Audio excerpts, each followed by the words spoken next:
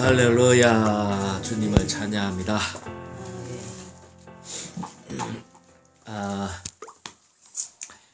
오늘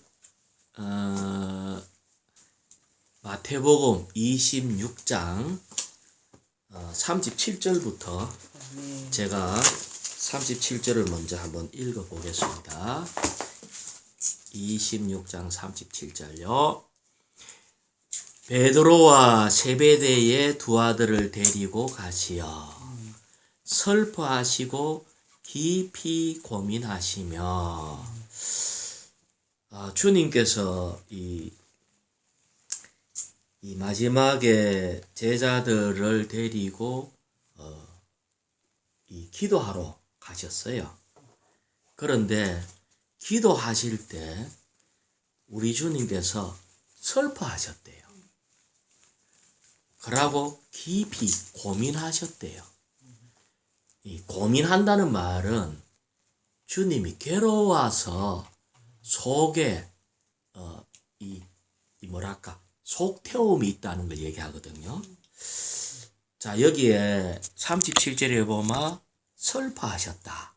자, 그 뒤에 38절 한번 더 읽어보죠. 아멘. 그들에게 내 혼이 심히 슬퍼 죽을 지경에 이르렀으니. 자, 여 어땠습니다?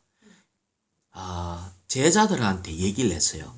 내 혼이 심히 슬퍼 죽을 지경에 이르렀다. 자, 여기에 아까 37절에도 슬퍼 깊이 고민하였고 38절에도 슬퍼 죽을 지경에 이르렀다 라고 했기 때문에 우리 주님이 아주 슬펐어요. 자, 다시 얘기해 볼게요. 우리는 죽음을 맞이할 때 어떤 마음이 남아? 두려워 죽을 지경이다. 주로 그렇게 하죠. 무서워서 죽을 지경이다. 이렇게 하는데 우리 주님은 슬퍼서 죽을 지경이래. 그러면 슬프다는 거죠. 왜 주님이 죽을 지경으로 슬펐을까요? 왜 슬펐을까? 무엇에 슬펐을까? 주님한테 고통을 주는 거는 제자들이 배신했다는 거예요. 자기는 제자들을 위해서, 이스라엘 백성을 위해서, 사람들을 위해서 그들을 너무 사랑함으로 자기 목숨을 죽음까지 내어줬는데 아무도 자기처럼 예수님을 사랑하지 않는다는 거예요. 말은 예수님 사랑합니다고 그렇게 3년 반 동안 따라다니고 많은 사람이 주님 오면 막 병도 막 고쳐주고 막 이래 하니까 주님 사랑한다고 구름대처럼 몰려다니고 오병이어의 기적을 할 때 얼마나 찬양을 했겠어요. 입으로는 주님을 사랑한다 하나놓고는 우리 주님이 좀 있으면 일어날 일을 아는데 조금 있으면 일어날 일은 다 도망가는 것밖에 없거든. 그럴 때 주님 앞에 홀로 서가 있는 거예요. 그래서 너무 슬픈 거라. 그때도 너무 슬펐고 이 시대에 우리 주님이 마찬가지로 주님이 우리를 끊임없이 사랑하고 있는데 우리가 그분을 첫 번째 가는 것으로 주님 사랑하지 않는다면은 우리를 보면서 슬플 거라고요. 많은 때 우리는 주님 앞에 이거 해주시고 저거 해주시고 우리는 자꾸 주님 앞에 갈 때마다 위로를 받고 이렇게 얻으려고 하는 마음이 있는데 우리 주님은 왜 그래 애기 같냐? 너거는 너밖에 모르노? 왜 도망갔겠어요? 안 죽으려고 도망간 거잖아. 왜 배신했겠어요? 잘못 걸리면은 막 혼나겠다 싶어서 도망가는 거지. 그런데 여기에는 주님을 사랑하는 마음이 없다는 거예요. 그래서 우리 주님은 다르게 아파서 두려워서 무서워서 죽을 지경이 아니고 슬퍼서 죽을 지경이라. 우리의 배반으로 인하여. 그래서 부탁을 하는 겁니다.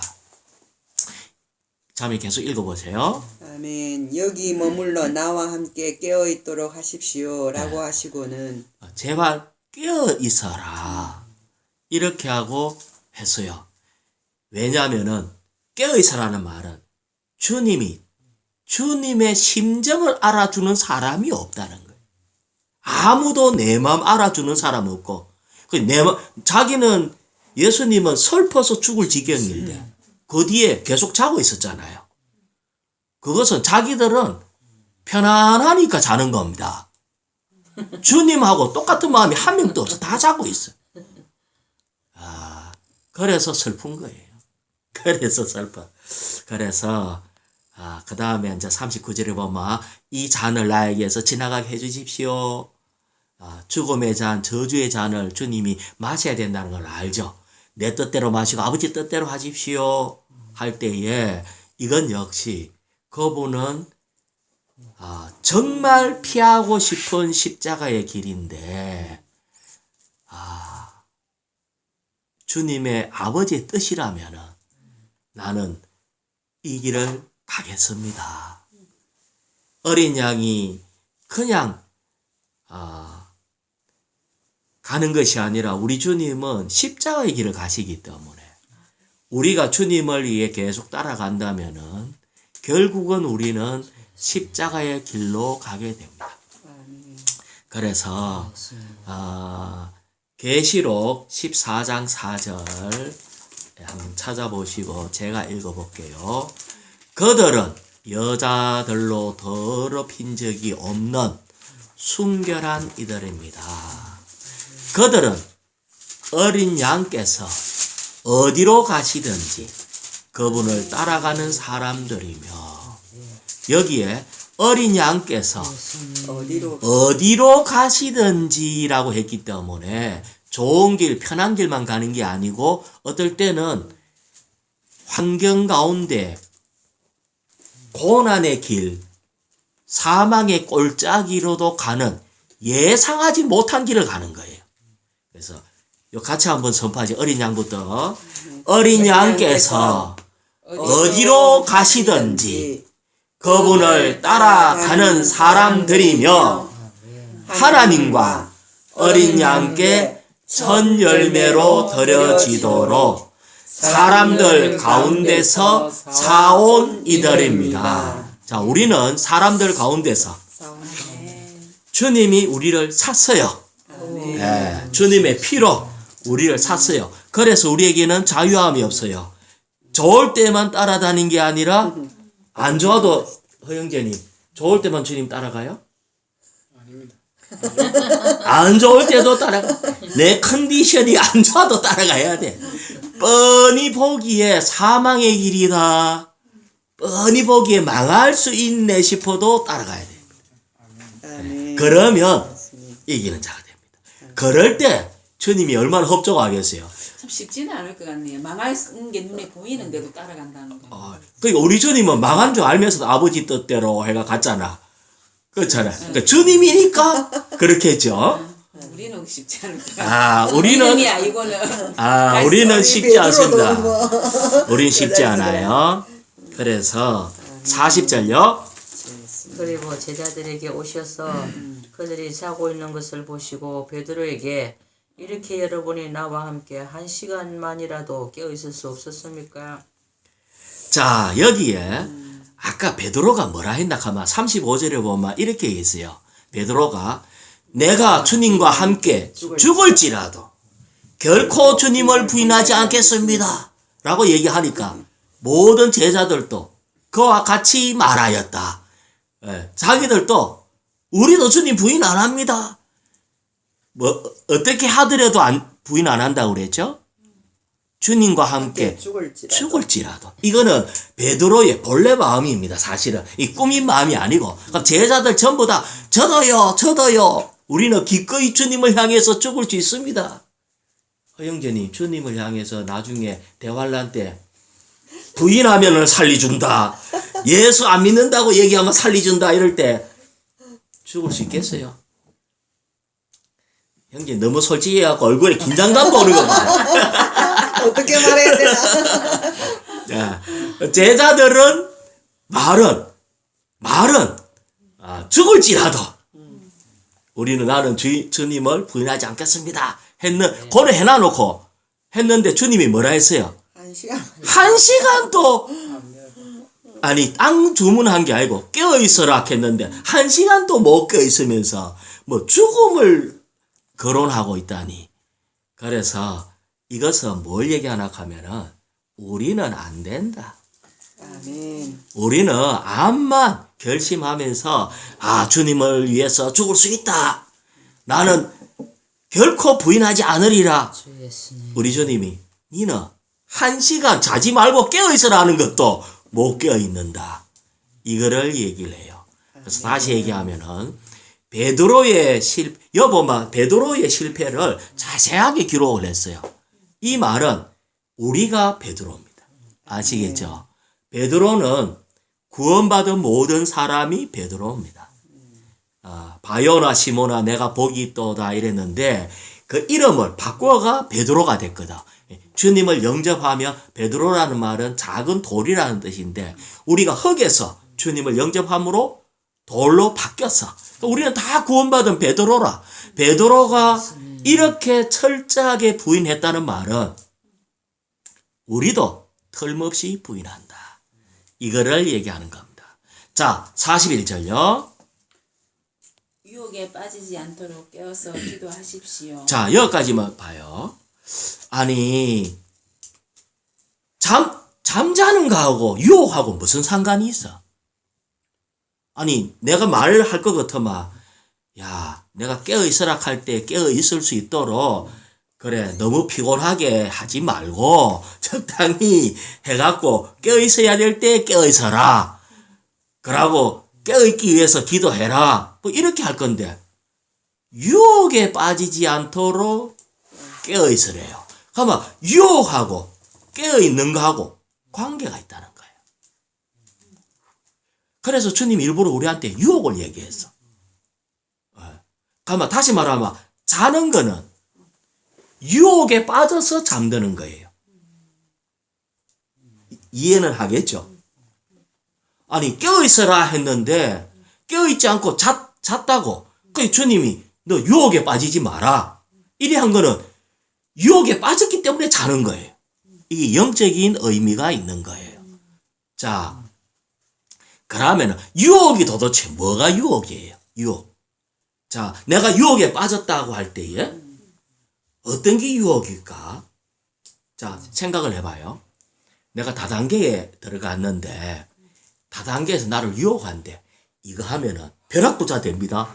그게 유혹이지. 그러니까 앞으로 잘 될 거라는 전제하에서 요렇게 하면은 잘 될 거다. 이게 유혹이지.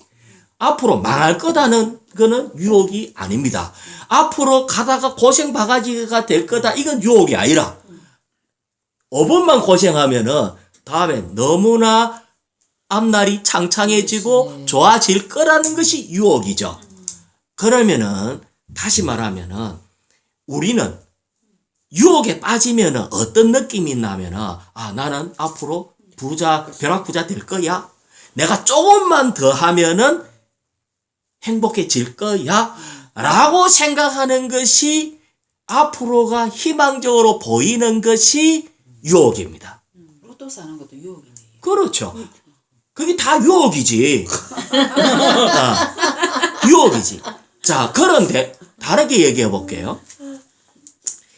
어떤 사람들은요, 교회를 떠난 사람들 이렇게 보면은 교회 안에 있으니까 막 집회 생활도 많고 이것도 하지 말고 저것도 하지 말고 이러다 보니까 어느 순간 교회를 떠나면서 이제 내가 마음만 먹고 열심히 하면 세상에서 부자 될 수 있고 돈 벌 수 있을 거야 해갖고 교회를 떠납니다.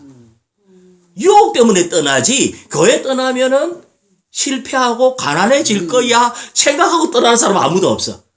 자매 안 그래요?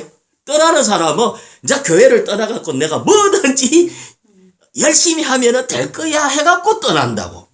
그게 유혹이라고. 이것이 악한 자가 우리의 정신을 혼미케 해갖고 교회를 떠나게 하는 것. 이게 바로 자는 겁니다. 유혹이 잠들게 하는 거예요. 이제 이것이 연결이 되죠. 유혹이 우리로 하여금 영적으로 잠들게 하는 겁니다. 그러면은 좋지 않는 길로 빨려 들어가요. 우리는 많은 때요. 왜 자는 줄 알아요? 밤에 자는 거 말고 영적으로 잠드는 이유는요. 세상의 유혹에 의해서 우리는 졸고 자고 엉뚱한 짓 하고 결국은 주님은 고통스러워서 너무나 힘들어하는데 그거가 아무 관계없이 나는 잠이 들어버려. 그래서 우리 주님이 그렇게 얘기하는 겁니다. 유혹에 빠지지 마라. 하나님의 뜻을 벗어나게 하는 것이 사탄의 유혹입니다. 그러면요 절대로 되지를 않아요. 자 42절요. 예수님께서 다시 두 번째 나아가셔서 기도하셨다. 내 아버지, 내가 마시지 않고는 이 잔이 나에게서 지나갈 수 없다면 아버지의 뜻대로 하십시오. 여기에서 두 번째 또 이렇게 진실되게 기도를 하고 아버지 뜻대로 하십시오 했는데 아버지의 뜻대로 하는 것을 가지고 주님이 이렇게 마태복음 보면 몇 번 나왔어요. 이렇게 나에게 주님 하는 사람마다 다 천국에 들어갈 것이 아니요. 그게 마태복음 7장 21절에 있는 말씀이죠. 다 천국에 들어가는 것이 아니고 다만 하늘에 계신 내 아버지 뜻대로 하는 사람이라야 천국에 들어갑니다. 다시 말하면은 우리 주님은 두 번째 기도하면서 얘기했잖아요. 내 뜻대로 마시고 아버지 뜻대로. 그래서 우리 주님은 천국에 들어갈 수 있는 유일하신 분. 자, 그 다음에 마태복음 12장 50절에 보면 이렇게 얘기했어요. 누구든지 하늘에 계신 내 아버지의 뜻을 행하는 그 사람이 나의 형제이고 자매이며 어머니입니다. 자, 마태복음 12장 50절이었거든요. 아버지 뜻대로 해야 진짜 형제고 자매고 어머니가 됩니다.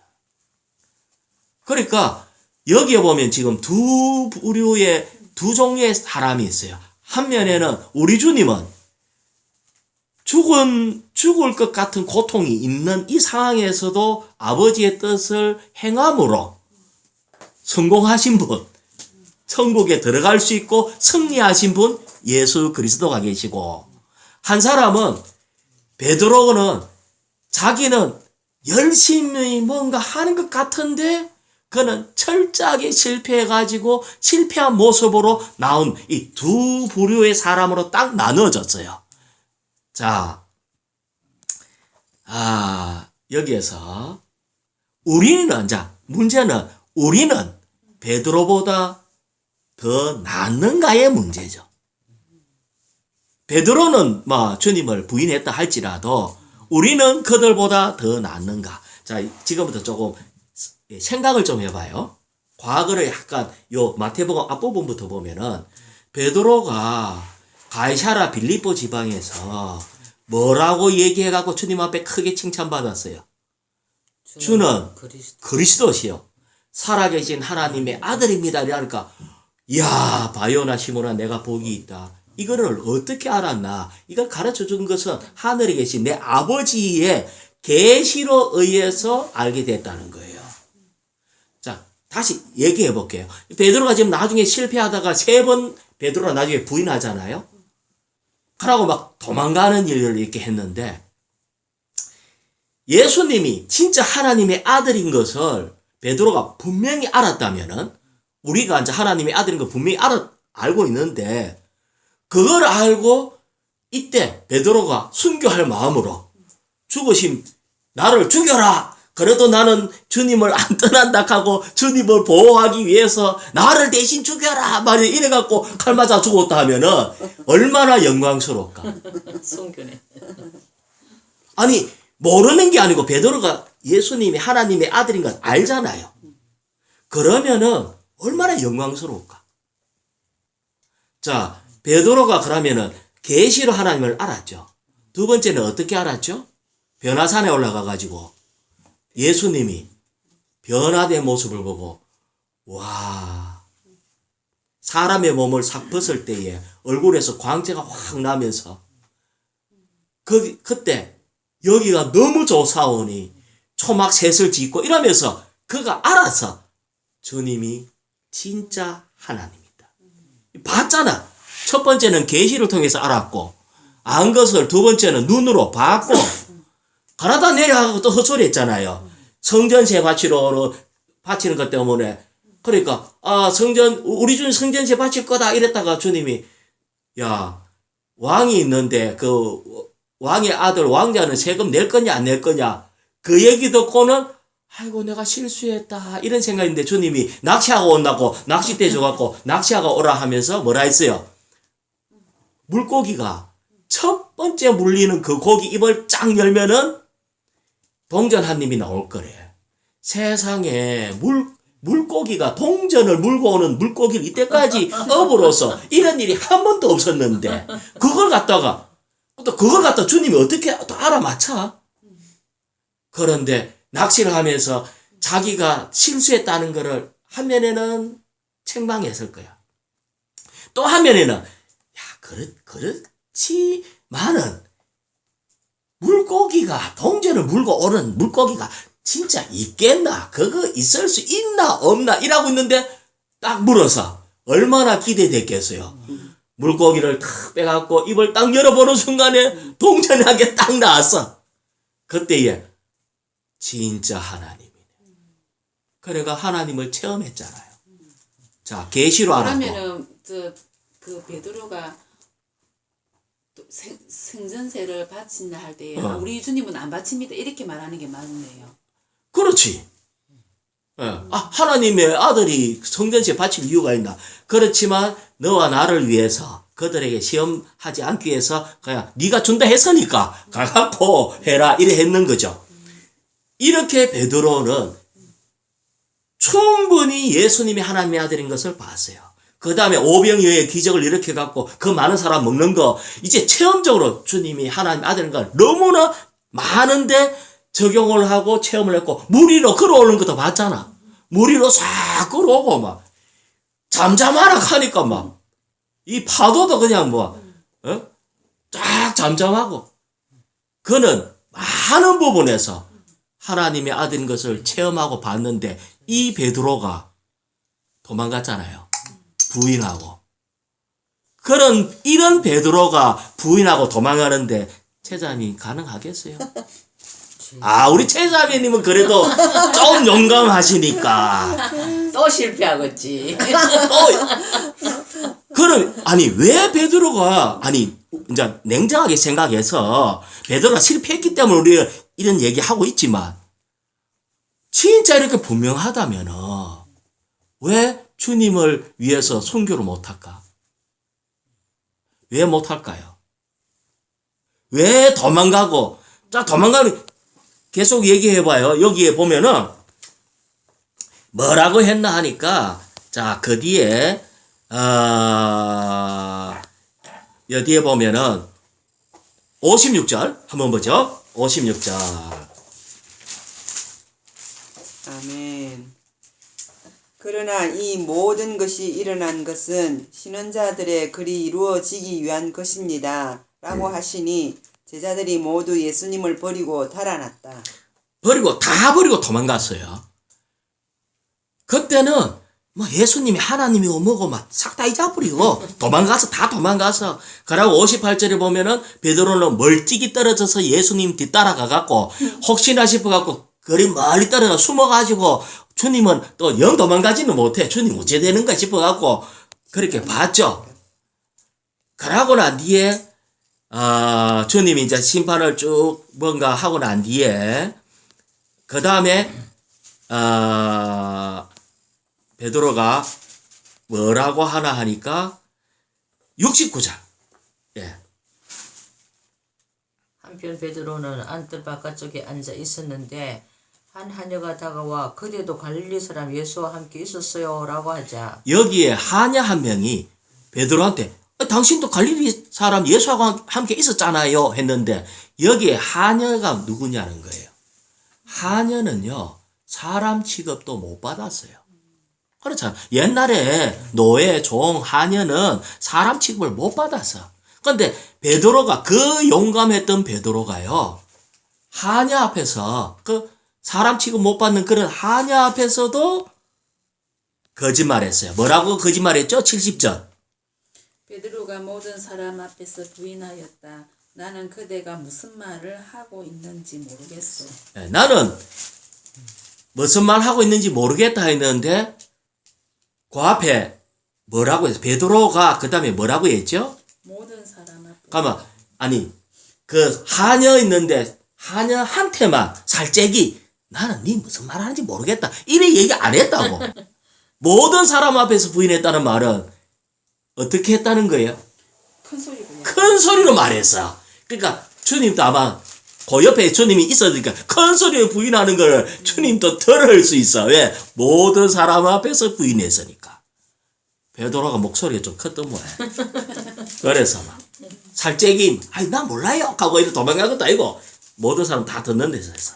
그러니까 그 뒤에 71장 베드로가 대문 쪽으로 가니 다른 한여가 그를 보고 거기 있는 사람들에게 이 사람이 나사렛 사람 예수와 함께 있었어요 라고 하니 자 다른 하녀가 또 얘기를 했어.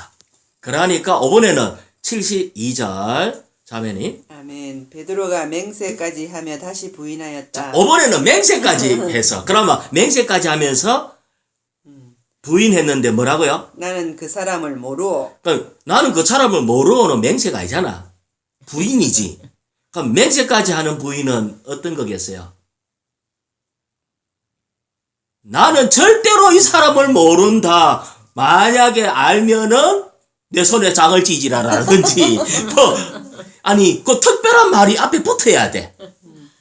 그냥 나는 이 사람 모르고 이거는 맹세가 아니거든. 맹세는 이 사람 모른다. 만약에 내가 이 사람을 알면은 어쩌고 저쩌고 하고 맹세를 하는 거야. 그러니까 이 말에 입으로 표현하기 어려운 맹세가 있었어. 자, 73절요. 조금 후에 거기 서 있던 사람들이 베드로에게 다가와 틀림없이 그대도 그들과 한패요.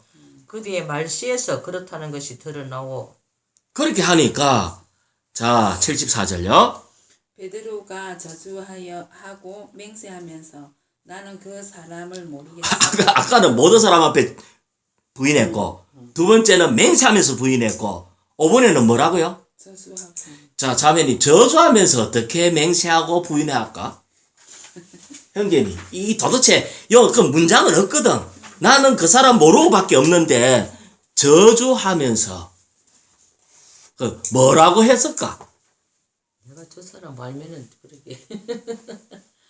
저주라는 말은 지옥에 떨어질 것이다. 지옥에 떨어진다. 이게 저주죠. 그런데 주님을 저주하는 거예요. 그냥 모른다. 절대 모른다. 해서 뭐 내가 하면은 뭐 저주에 떨어진다. 뭐 지옥에 떨어진다. 어떤다. 여기에 저주라는 말이 들어갔다는 것은 그렇게 하니까 모르겠어 하니까 그 다음에 맨 마지막에 뭐라 했어요? 그래서 즉시 닭이 울었다. 자, 신기하잖아요. 저주하면서 맹세하면서 나는 그 사람 모르겠소라고 할 때 갑자기 천사가 와갖고 닭을 꼬집었든지 어찌든지 닭이 딱 타임을 맞춰갖고 꼬꾸댁 하고 세게 울어야 돼. 닭이 지 울 때를 딱 기다려. 그렇지. 적시라는 그전에는 닭이 울고 싶어도 베드로의 말을 듣고 있었는데 입을 딱 닫게 해갖고 닭도 지 마음대로 못 울어. 근데 이 말 딱 떨어지자마자 이 닭이 막 크게 울었어.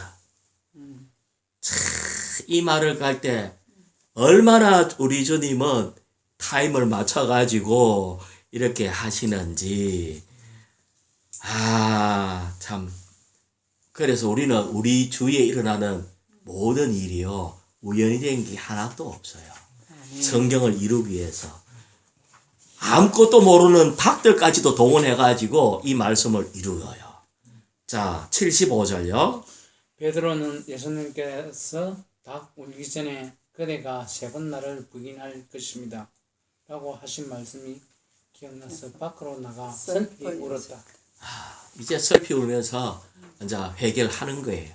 얼마나 그랬겠어.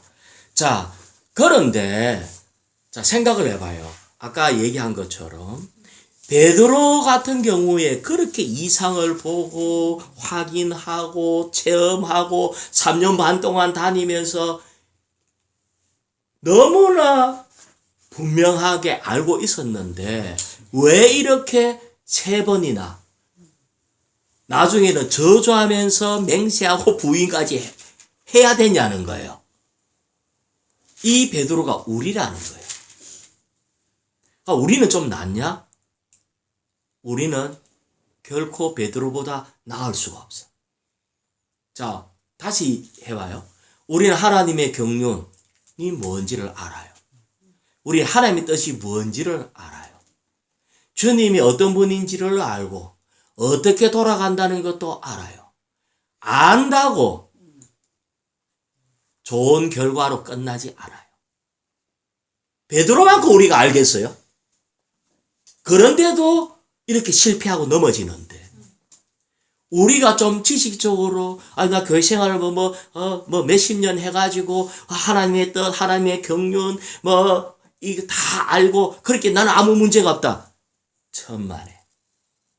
우리도 별 소용이 없어요. 그럼 어떻게 해야 될까? 좀 얘기해봐요. 그럼 어떻게 해야 될까? 베드로도 안 되는데 우리 그냥 포기해버릴까? 이게 도대체 이게 무슨 문제일까요? 유혹과 관련 있는 겁니까? 유혹. 오늘의 양식을 제대로 봤으면 해답을 찾아요. 오늘의 양식. 자, 생각을 해봐요. 양식 지금은 비밀이었는데. 비밀인데 비밀이 뭐가 비밀이냐는 거예요. 그리스도. 이 비밀은 생명의 공급하고 관계가 있습니다. 지금 우리 주님은 비밀의 주님인데 밖에 있는 이 법이 우리 안에 들어오는 거하고 달라요. 베드로는 우리 주님이 베드로 밖에 있었어. 밖에 있는 모든 것을 다 잘 알고 체험해도 여전히 우리는 길이 없어요. 자, 그런데 베드로가 나중에 오순절 날에 성령이 불과 같이 임했을 때에 어떤 상태가 됐어요? 영이 충만해가지고. 그러고 난 뒤에는 겁이 하나도 없어졌어. 그 전까지는 숨어 있다가. 그때부터 밖에 나가가지고 사람들이 보는 앞에서 거기에서 베드로가 복음을 전했는데 나머지 11사도까지 같이 서서 한 목소리로 복음을 전했어. 그 전까지만 해도 제자들도 또 베드로처럼 거의 모든 걸 알았지만 숨어 있다가 성령이 불구처럼 임했을 때 그때부터는 숨어 있는 게 아니라 밖에 나가가지고 강하게 복음을 전했어. 그러고는요 이들이 다 순교의 길을 갑니다. 왜? 주님이 밖에 있는 주님이 우리 안에 들어왔어요. 그것도 우리는 그러면 주님이 우리 안에 들어왔잖아요. 이게 본질적인 영이라고 그래요. 하지만 오순절 날의 그 영은 경륜의 영, 위에 부어짐이 있는 영이에요. 위에 부어짐이 있는 영에는 우리에게 담대함이 있는 거예요. 자, 고린도후서. 자, 고린도후서 4장 7절인 것 같아요. 고린도후서 4장 7절. 요 말씀을 좀 하나 먹읍시다.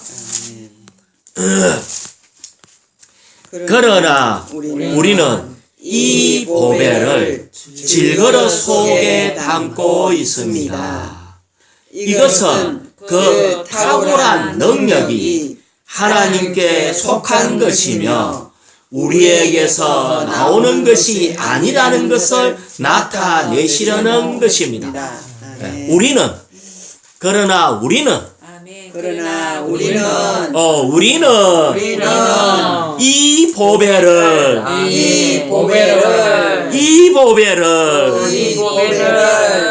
질그릇 속에 담고 있습니다.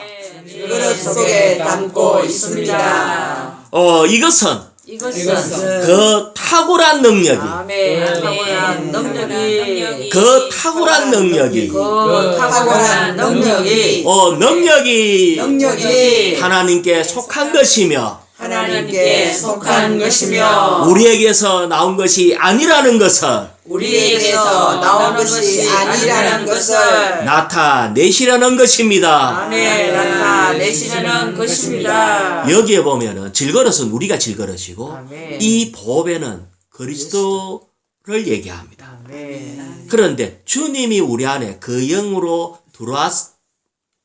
들어오신 것뿐만이 아니라 그 안에 뭐가 있다고요? 탁월한 능력이 있습니다. 아멘. 문제는 우리에게 능력이 없는 거예요. 능력의 영이 경륜의 영이라고. 한 면에는 베드로는 지식적으로 다 알고 체험적으로 알고 알아도 결국은 어떤 순간에 가서 그 자기 목숨 하나 때문에 얼마나 비참하게 도망을 갔어요. 그런데 오순절날에 그 안에 주님이 들어오고 난 뒤에는요, 베드로가 거꾸로 십자가에 못 박혀 순교했다 합니다. 여기에 있는 모든 제자들도요, 대부분 다 순교했습니다. 왜? 그 안에 능력이 있기 때문에. 아멘. 이것이 오늘날 뭐라고요? 비밀입니다. 많은 사람이 그리스도가 비밀이고 이 비밀이 그 속에 이 비밀이신 그리스도가 우리 안에 계속 주입될 때에 우리에게 모든 것을 이길 수 있는 능력이 있어요. 우리는 알잖아요. 원수를 사랑하라. 자매님 그 말 알아요, 몰라요? 원수를 사랑하라 알죠? 아는데 왜 사랑이 안 될까요? 우리는 성경에 많은 것이 있는 건 아는데 딱 부딪히면 못해. 못하는 이유는 베드로가 예수님이 하나님의 아들인 걸 알면서도 부딪히면 도망가 버리잖아. 그거하고 똑같은 거예요. 우리는 얼마나 많은데 지식으로만 아냐는 거예요. 그럼 뭐가 필요해요? 우리 안에 놀라운 탁월한 능력이 필요해요. 능력이 없기 때문에 조그마한 하녀가 얘기하면 그 하녀한테도 덜덜덜 무서워가지고 떨면서 맹세하면서 뭐 저주하면서 맹세하고 이런 부끄러움을 당하는 거예요. 우리 똑같습니다.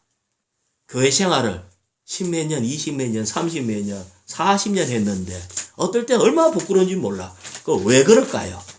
몰라서가 아니고 능력의 영이 없는 거예요. 아멘. 탁월한 능력의 영이 없는 거예요. 아멘.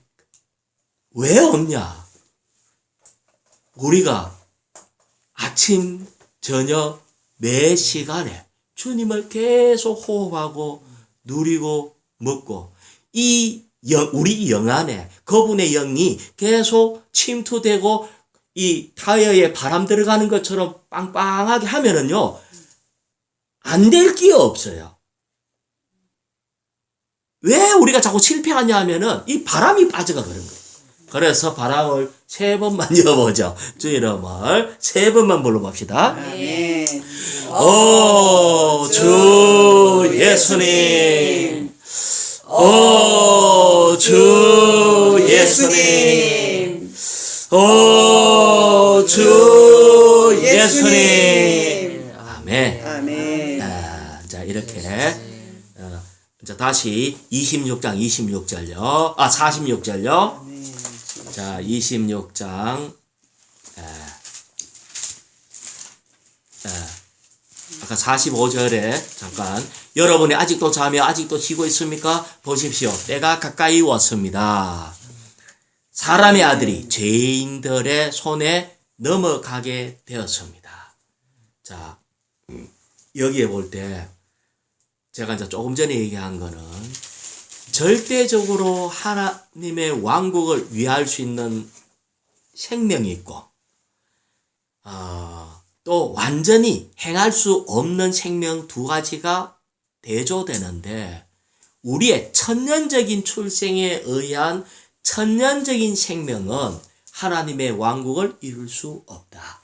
아무리 베드로가 성격이 급해요. 용감해요. 하지만 이런 암만 봤다 하더라도 천년제인 생명으로는 하나님의 왕국을 위할 수 없다. 아멘. 오직 그분의 생명만이 가능하다. 지금 여기에 대해서 갖고 있는 이 메시지에 중점된 부담이에요. 우리도 오늘날 되느냐 안 되느냐는 딱 한 가지예요. 이 사람이 얼마나 많이 알고 있느냐 하고 관계가 없어. 이것이 천년제인 생명으로는 불가능하다. 아멘. 사람으로는 불가능하다. 아멘. 아멘. 하나지만 하나님이 우리에게 주입된 신성한 생명은 가능하다. 아멘. 이걸 얘기하는 겁니다. 자, 46절에 일어나서 갑시다. 보십시오. 나를 배반한 자가 가까이 왔습니다. 라고 하니까 47절요. 아멘. 예수님께서 말씀하고 계실 때 보아라 12 가운데 하나인 유다가 왔으며 대제사장들과 백성의 장로들이 보낸 큰 무리도 칼과 몽둥이를 가지고 그와 함께 왔다. 유다가 주님을 배반해가지고 대제사장과 백성의 장로들 이 또 많은 사람들 데리고 칼하고 몽둥이 들고 주님 잡으러 왔어요. 그러니까 이것 때문에 우리 주님이 너무 슬퍼서 심히 슬퍼 죽을 지경이다.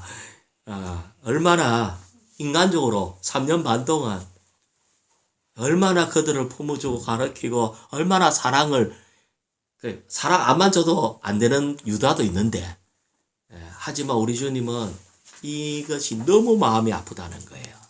자, 그런데 하는 것이 48절요. 예수님을 배반한 자가 그들과 암호를 정하여 내가 입 맞추는 이가 바로 그 사람이니 그를 붙잡으십시오 라고 하고는 자, 여기에 암호를 정했어. 그런데 이걸 모르는 사람이 이 광경을 보면은 어떻게 볼까요?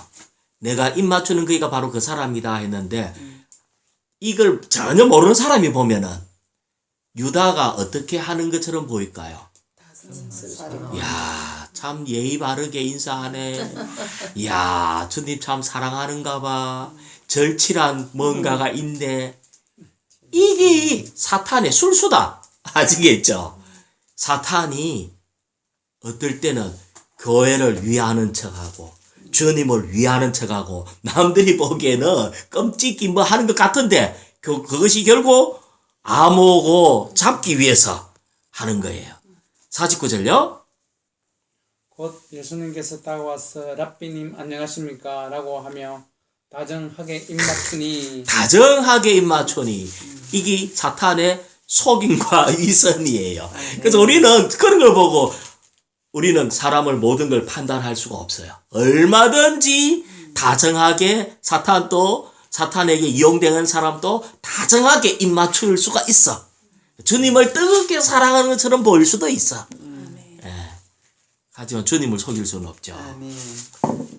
예수님 50절 예수님께서 친구여. 이제 주님은 그냥 가까이 지내는 친구로서 불러요. 무엇을 하려고 여기 왔습니까? 하시자 그 사람들 다가와 손을 대어 예수님을 붙잡았다. 이것은 유다 네가 하고자 하는 그 악한 의도 그것이 뭐고 해라. 이렇게 주님이 아시고 유다의 악한 의도를 드러냈어요. 그래서 딱 그럴 때에 51절요. 아멘. 아멘. 그러자 예수님과 함께 있던 한 사람이 손을 펴서 칼을 빼어 대제사장의 노예를 쳐서 귀를 잘라버리니. 그러니까 베드로는요 칼을 많이 써본 사람이라 지 칼도 아니잖아.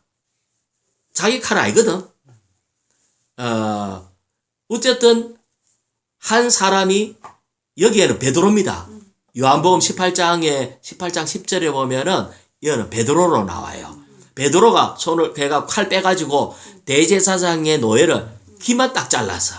그러니까 어떤 면에서 베드로는 주님이 체포당하는 것에 이렇게 자기 방법으로 저항을 했어요. 저항을 하니까 52절요. 예수님께서 그에게 말씀하셨다. 그대의 칼을 칼집에 도로 넣으십시오. 칼을 쓰는 사람은 다 칼로 망합니다. 우리가 베드로처럼 많이 행할 수 있어요. 그 사람들이 칼 들고 오니까 나도 칼로 대하고. 하지만 우리는 세상 사람의 어떠함과 같이 할 수가 없어요. 어떤 면에서 세상적인 것으로 우리는 반응하면 안 돼요. 그들이 칼 들고 온다고 내가 칼 들고 설치면 안 되고, 그들은 우리한테 술수를 쓰고 욕한다고 우리도 같이 욕하고 이래 버리면은 똑같은 사람 되잖아. 우리 주님은 이렇게 심은 대로 거두고, 어떤 면에서 세상적인 것으로 반응하는 걸 원치 않아요.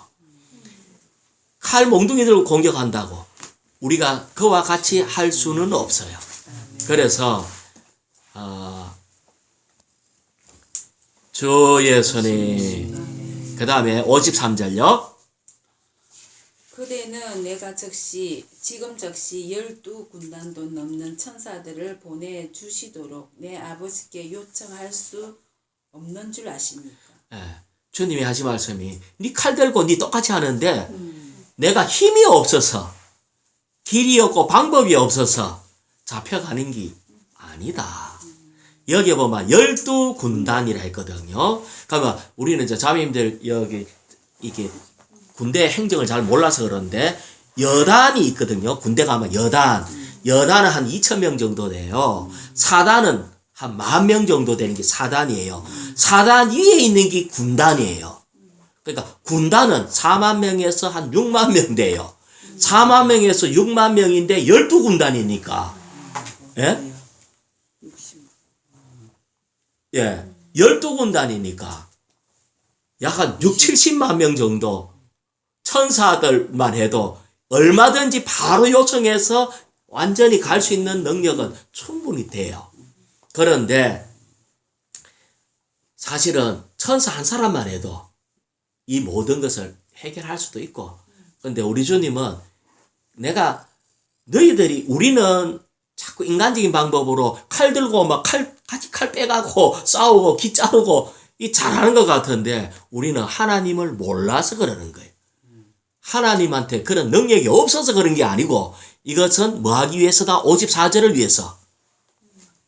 54절. 그렇게 된다면 이렇게 돼야 한다고 한 성경이 어떻게 이루어지겠습니까? 자, 성경에서는 이미 예언된 것을 반드시 이루옵니다. 우리가 마태복음 전에 5장 18절에 보면, 내가 진실로 여러분에게 말합니다. 하늘과 땅이 사라지기 전에는 율법의 1.1획도 결코 사라지지 않고 다 이룰 것입니다. 그것뿐만이 아니라 주님이 예언했는, 성경에 기록되어 있는 예언도 반드시 다 이루어집니다. 그래서 우리 주님은 하나님의 뜻을 이루기 위해서, 성경에 있는 모든 걸 이루기 위해서 나는 잡혀가야 되기 때문에, 그래서 내가 안 하는 것뿐이지 안 잡혀가려고 하면 안 된다. 그래서 이제 베드로한테 그렇게 얘기를 해주고, 그 다음에 이제 55절 보면은 칼과 몽둥이를 가지고 나를 잡으러 왔습니까? 내가 날마다 성전에 앉아 가르치고 있을 때 너들 나를 안 잡았지 않느냐? 이렇게 얘기를 했어요. 56절요. 아멘. 그러나 이 모든 것이 일어난 것은 신은 자들의 글이 이루어지기 위한 것입니다. 라고 하시니 제자들이 모두 예수님을 버리고 달아났다. 예. 결국은 이것도 우리의 천연적인 사람은 결국은 환경에 오면 도망가게 돼 있어요. 다 달아났습니다. 이것이 예언대가 있었고 이렇게 된 겁니다. 자, 그 다음에 57절요. 예수님을 붙잡은 사람들이 그분을 대제사장 가야바에게 끌고 가니 거기에 율법학자들과 장로들이 모여 있었다. 여기 이제 대제사장과 율법학자, 장로들, 어떤 면에서 얼마나 이 이스라엘 백성들 가운데서는 가장 영적이고 신실하다 하는 사람들인데, 이 사람들이 어떻게 했냐는 거예요. 이 사람들이 59절요.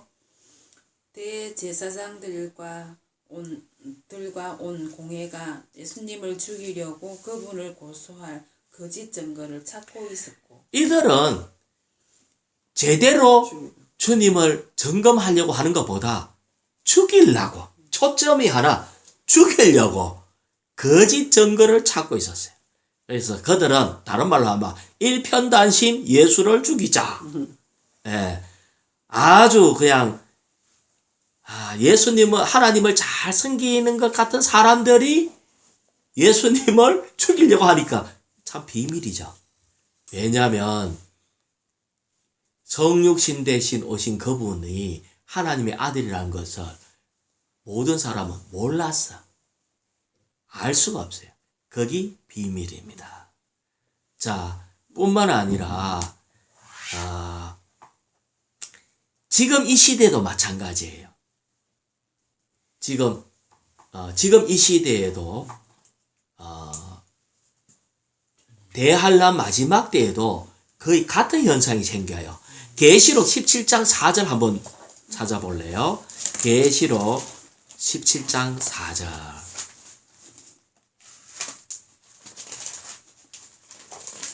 계시록 17장 4절. 아멘. 주 예수님. 그 여자는 자주색과 진홍색 옷을 입고 여기에 나오는 그 여자는 교황입니다. 교황. 천주교의 교황이에요. 그 다음에 금과 보석과 진주로 치장하고 자, 자주색, 교황이 항상 입는 옷이 그렇잖아요. 자주색하고 진홍색 옷을 입고, 이게 주로 이제 왕들이 입는 색깔하고 같은 거예요. 입고, 그 다음에 금과 보석, 진주로 치장하고, 그 다음에 손에는 금잔을 가졌는데 예, 그 금잔에는 가증한 것들과 음행의 더러운 것들이 가득하였으며 밖에서 보이기는 억수로 휘황찬란하고 귀한 금잔인데 속에는 썩어져가는 가증한 것, 음행, 더러운 게 가득해요. 6절요. 6절. 형님 계속 읽어보세요. 또 6절. 나는 그 여자가 성도들의 피와 예수님을 증언한 이들이 피에 취한 것을 봤습니다. 여기에 보면 그 여자가 성도들의 피에 취했어. 예수님을 증언하는 이들의 피에 취했어. 형님 계속요. 내가 그 여자를 보고 크게 놀라서 이상하게 여기니 참 이상하고 희한하네 라고 놀랬어요. 왜? 한면에는 종교 지도자, 교황, 천주교의 교황, 과거에는 대제사장, 장로 이런 사람이었잖아요. 그때는 예수님 계실 때는 그들이 예수님을 죽였는데 이 마지막 때 대환란 때 이들은 이 종교의 우두머리는 성도들을 다 죽이고 피 흘리게 한다는 거예요. 같은 일을 계속해요. 그래서 정말 이해가 안 되는 그런 일이 있었습니다. 자, 다시 마태복음 26장 60절요.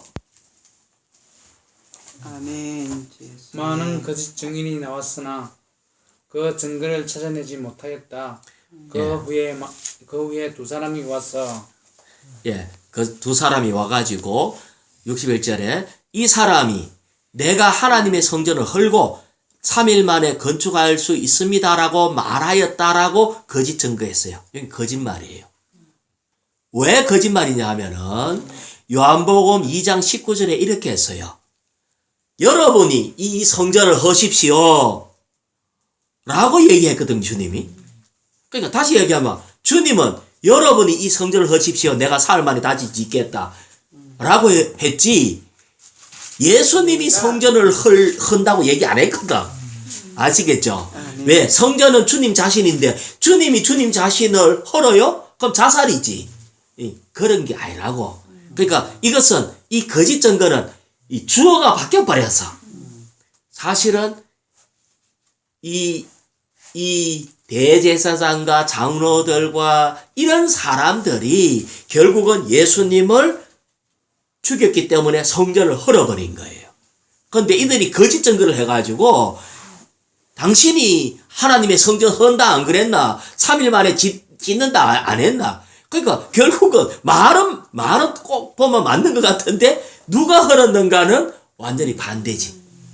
그래서 이렇게 거짓말을 했습니다. 자, 62절요. 아멘. 대제사장이 일어서서 예수님께 그대는 아무 대답도 하지 않으시오? 이들이 그대에 대하여 불리하게 정언하고 있지 않소? 라고 하였으나 예, 그랬는데 예수님이 어떻게 했어요? 63절요. 예수님께서 침묵하셨다. 왜 예수님 침묵했을까요? 거짓말하니까. 그러니까 거짓말 하는데 아니다. 너가 나를 간다 했지. 내가 언제 내 스스로 성전을 헌다고 그랬노? 라고 할 수 있는데 그 말 안 한다는 거죠.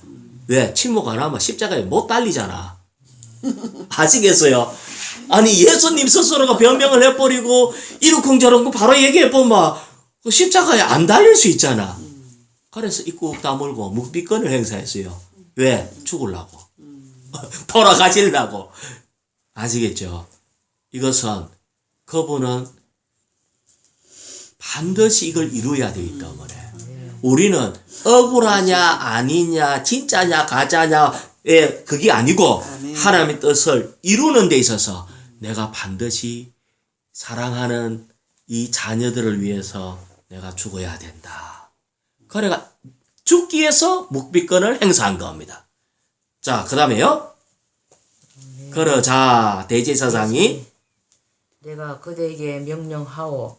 그대가 하나님의 아들 그리스도인지를 살아계신 하나님을 두고 맹세하여 우리에게 말하시오. 라고 하니 요 말이 지난번에 마태복음 4장 3절 6절 연는데 보면 마귀가 주님을 시험할 때 그대가 하나님의 아들이거든 하고 하는 말하고 똑같아요. 결국은 대제사장이 하는 말이 사탄이 했던 말하고 똑같은 말을 했어요. 그래서 사탄에게 이용당하고 있는 겁니다. 자, 64절요. 예수님께서 그에게 말씀하셨다. 대제사장께서 말씀하신 대로입니다. 자, 여기에 대제사장이 뭐라고 말했는데요? 그대가 하나님의 아들, 그렇죠. 살아계신 하나님을 두고. 그러니까 대제사장이 금방 그대가 하나님의 아들 그리스도인지 내한테 말하시오. 그러니까 네가 말했지 않나? 이 말이 내가 하나님의 아들이라는 걸 얘기했죠. 그렇지만 그 다음에 그러나 내가 여러분에게 말합니다. 장차 여러분은 사람의 아들이 큰 능력이 있으신 분의 오른편에 앉은 것과 하늘 구름을 타고 오는 것을 볼 것입니다. 자, 여기에 당신이 금방 말했지 않느냐? 이 말은 네가 하나님 아들 그리스도를 했지? 하지만 장차 여러분은 사람의 아들, 내가 사람의 아들. 그러니까 주님은 이들에게 말하신 것은 사람의 아들인 것을 강조하는 것. 예. 지금 그 얘기, 우리 주님은 지금 사람의 아들로서 심판받고 있고 사람의 아들로서 십자가에 못 박혀 죽으시고 사람의 아들로서 하나님의 보좌 우편에 앉으시고 사람의 아들로서 구름 타고 내려오실 겁니다. 예. 자, 여기에서 자, 그 다음에 65절요. 그러자 대제사장이 자기 옷을 찢으며 그가 하나님을 모독하였소. 우리에게 더 이상 어떤 증인들이 필요하겠소. 보시오, 지금 여러분은 하나님을 모독하는 말을 들었소. 이 대제사장이 왜 이런 짓을 하는가 할 때 이때가 비밀의 시대입니다. 우리 주님이 성육신 되시고 지금 이 교회 시대와 이 주님 다시 오시는 이 모든 것이 비밀의 시대이기 때문에 하나님이 사람으로 오신 예수 그리스도를 몰라봤기 때문에 자기가 옷을 찢었다는 것은 분통 터진다. 네가 내보다도 더 못생긴 것 같고 초라하고 형편없고 이런 네가 하나님의 아들이라고 하면서 분통 터져하면서 오늘 옷을 찢고 있는 거예요. 그런데 이 대제사장이 언제 주님이 다시 오시는 걸 보게 됩니다. 자, 계시록 1장 7절요. 계시록 1장 7절.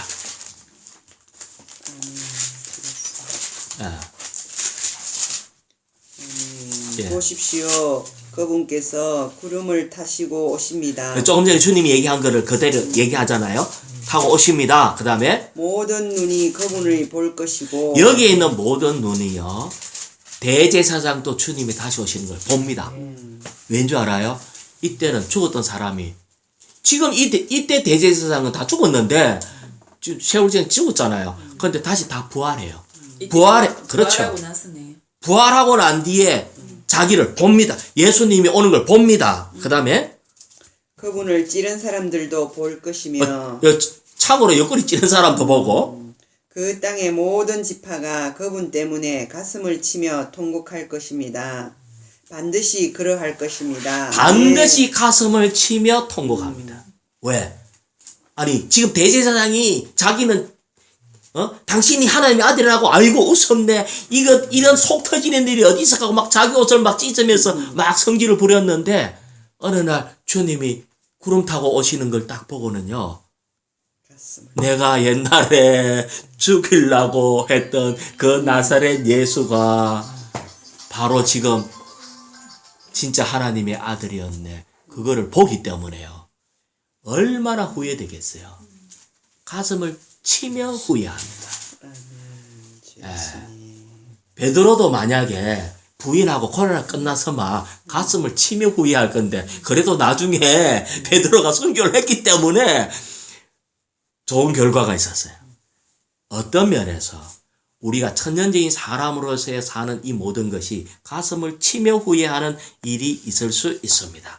자, 66절에 보면 그는 사형받아야 됩니다. 막 소리 질렀어. 66절에.